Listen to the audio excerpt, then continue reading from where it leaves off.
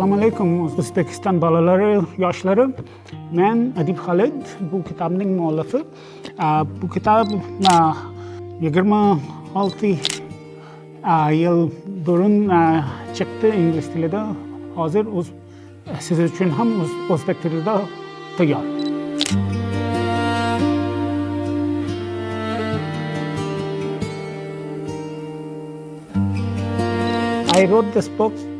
Men bu kitobni fan doktori bo'lish uchun yozgan katta dissertatsiyam asosida yaratganman.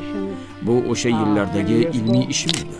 Keyinchalik yana bir necha yil davomida ustida ishladim va uni kitob holiga keltirdim.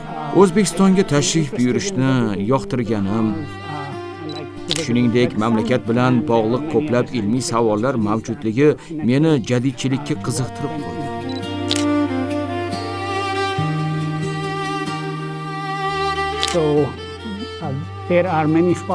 Bugun dunyoning turli davlatlarida O'zbekiston va Markaziy Osiyodan tashqarida ham jadidchilikni o'rganayotgan olimlar bor.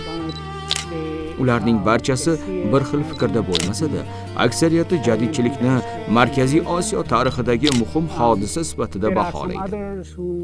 Ba'zi tadqiqotchilar esa jadidchilikning ta'siri ortiqcha bo'rttirilgan deb hisoblashadi. Men bu fikrning ayrim tomonlariga qo'shilishim mumkin.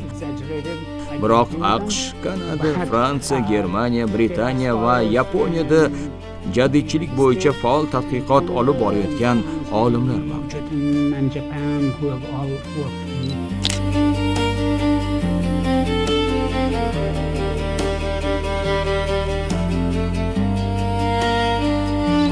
Jadidlar bundan 100 yil avval ko'targan ayrim masalalar albatta o'sha davrdagi sharoit bilan bog'liq edi.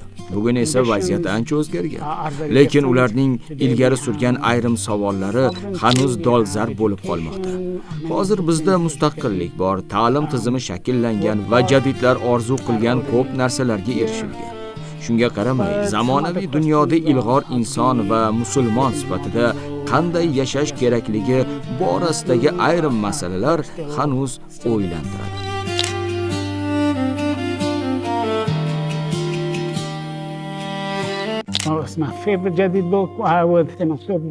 Mening sevimli jadidim Abdurauf Fitrat.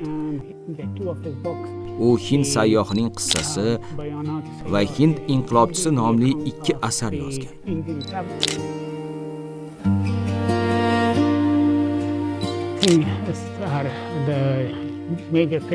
Jadidchilikning yetakchi namoyandalari o'zbekchilik g'oyasini ilgari surgan va zamonaviy o'zbek tilining shakllanishiga katta hissa qo'shgan.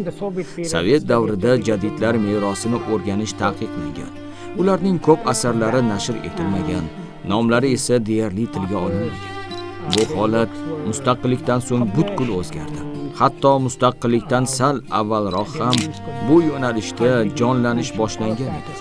Endilikda jadidlar adabiyotda ulug' siymolar sifatida e'tirof etilmoqda va ularning barcha asarlari tadqiqotchilar uchun ochiq.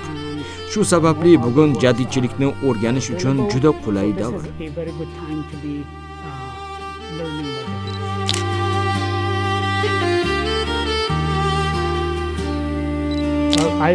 Barchangizga yorqin kelajak tilayman. Yaxshi o'qing, ezgu ishlar qiling hamda o'zbek tili va o'z tarixingizni chuqur o'rganing.